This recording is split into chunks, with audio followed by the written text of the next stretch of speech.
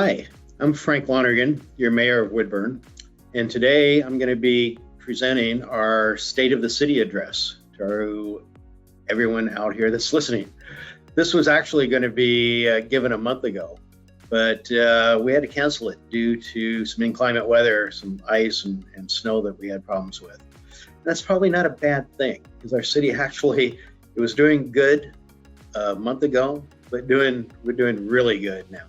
So without further ado, having been sworn in as mayor just 4 short months ago, I can report to you that the state of the city is strong and our future is optimistic, as we are experiencing unprecedented investment in housing, infrastructure, and job creation.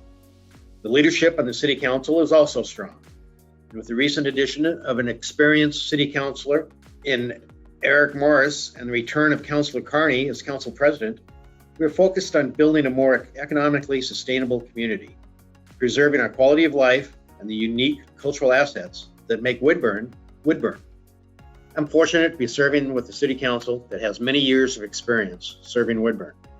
We are an example of an elected board that, despite the many challenges and differing opinions, works together to get the big things done for our community.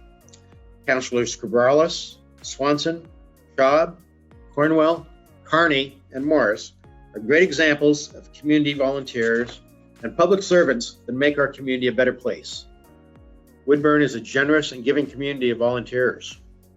Woodburn's Budget Committee, Arts and Murals Committee, Planning Commission, Park Boards, and Library Boards have been essential to our success, both in the past and in more recent times. And for all of you that have served or continually serving, for your efforts on behalf of the city, thank you for the service and making a difference.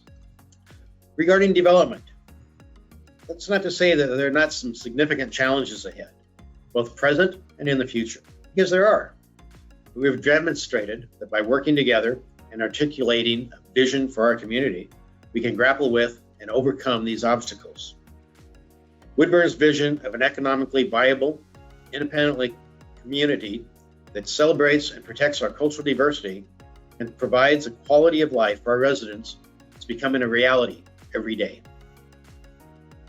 5 years ago, when we negotiated our current urban growth boundaries, we had about 5 buildable lots left in our inventory. At our current rate of growth, Woodburn's 20-year supply now of buildable land will be consumed in just 8 years.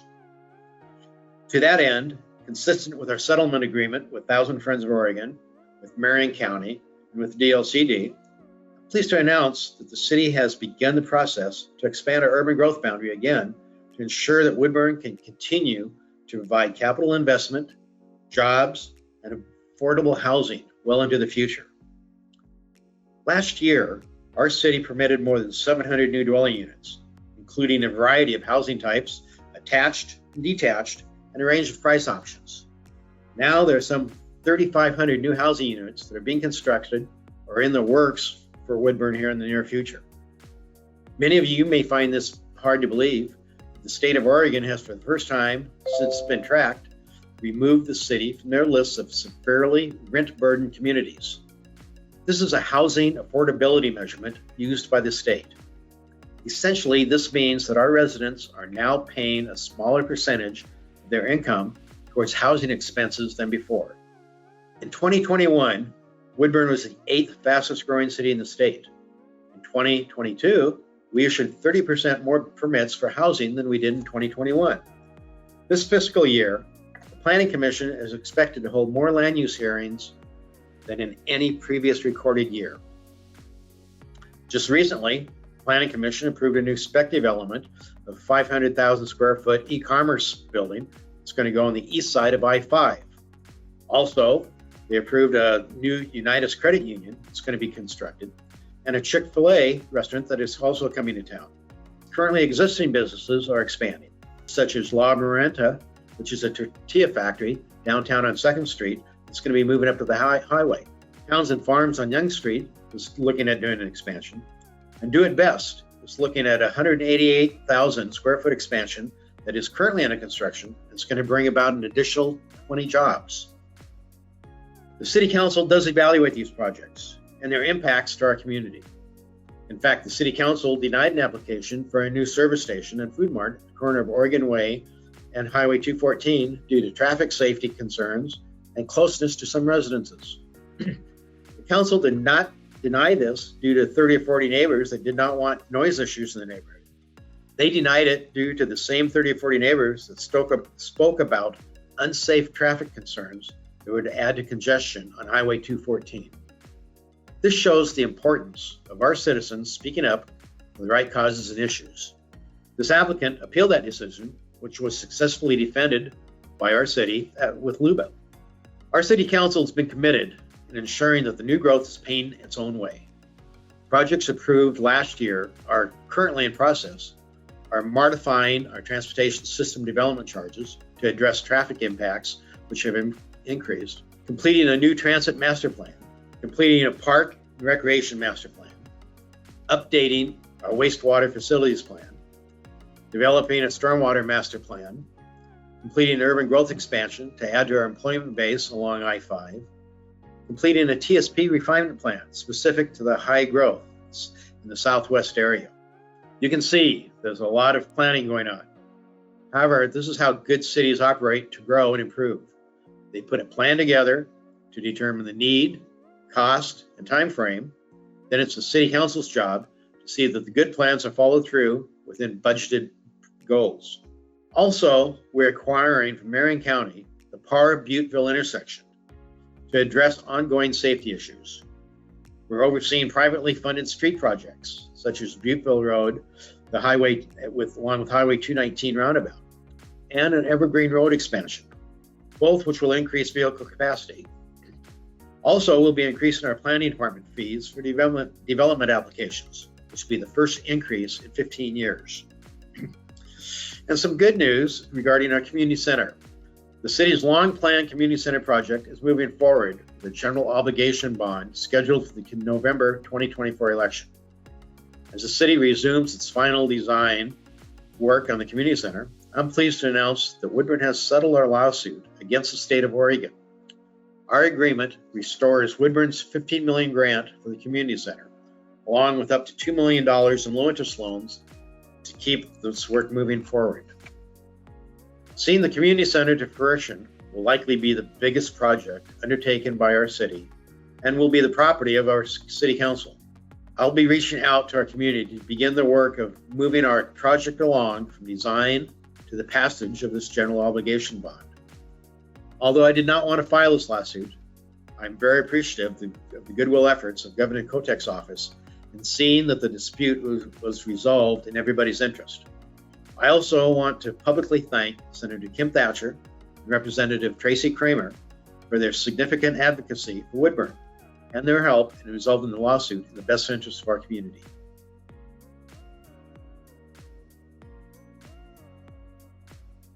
Last year, Woodburn's police department responded to approximately 13,816 calls for service. Out of the total calls for service, 836 arrests were made. Of those 836 arrests, only 38 involved the use of force. This is a 1 in 22% ratio, which is outstanding. As we've been able to add police officers to our staff, the police department was able to restart the school resource officer program with the Woodburn School District. In addition, the Woodburn Police Department added 1 traffic unit back to the traffic team and will be adding a second traffic officer here anytime soon. The city also created a new community response officer position. This position was created to work closely with local residents, business leaders, and neighborhoods on chronic public safety issues.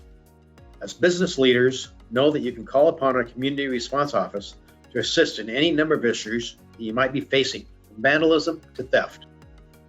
So moving on to economic development, as many of you know, Woodburn's Economic Development Department, which was created when I served on the City Council as a priority need for Woodburn, has been very successful. Our economic efforts transcend numerous departments and projects.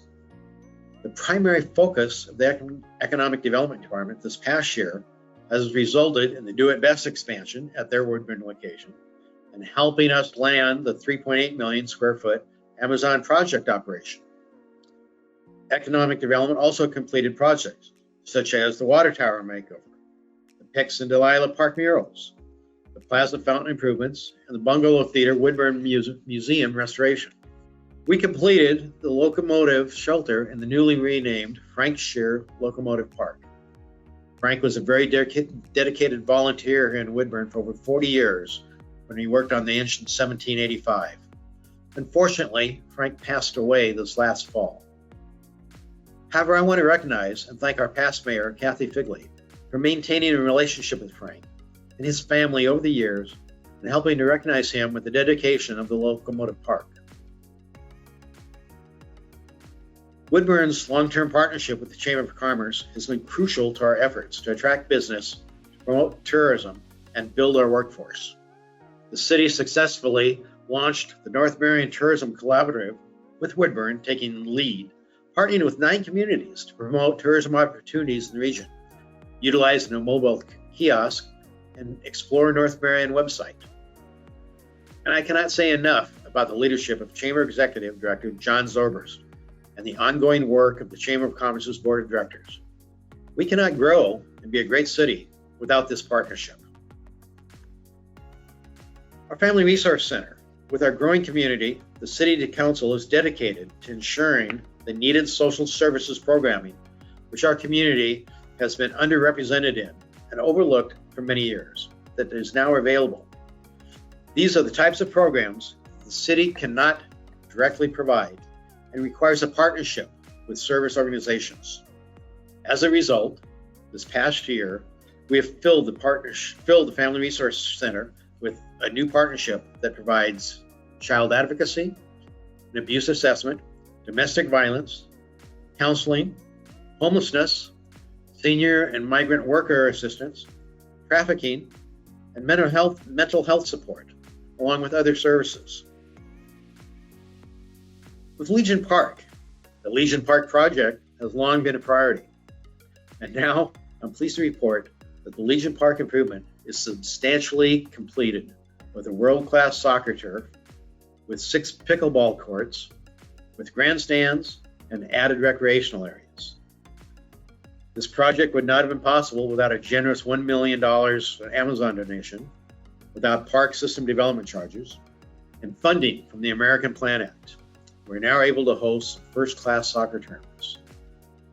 And I'm pleased to announce that we now have a new bookmobile that will soon be delivering library services throughout our community. This will help all those who cannot make it to the library. With regards to our city finances, for many years, the city has skillfully and conservatively managed our resources, allowing the city to weather the down times and build during the good times. Woodburn's financial management has allowed our community to fare better than others during recessions and the pandemic. During the pandemic, the city's relentless advocacy was able to bring about $10 million in new programs and services to the community. In terms of our city's overall financial position, our city has accumulated a significant increase in dedicated funding for future parks, for streets, and water and sewer projects. The city's general fund, which provides many of the services and programs important to most people, remains steady. But I'm told that caution is needed, as the city is being hit hard with inflationary pressure and the overall cost increase associated with normal businesses.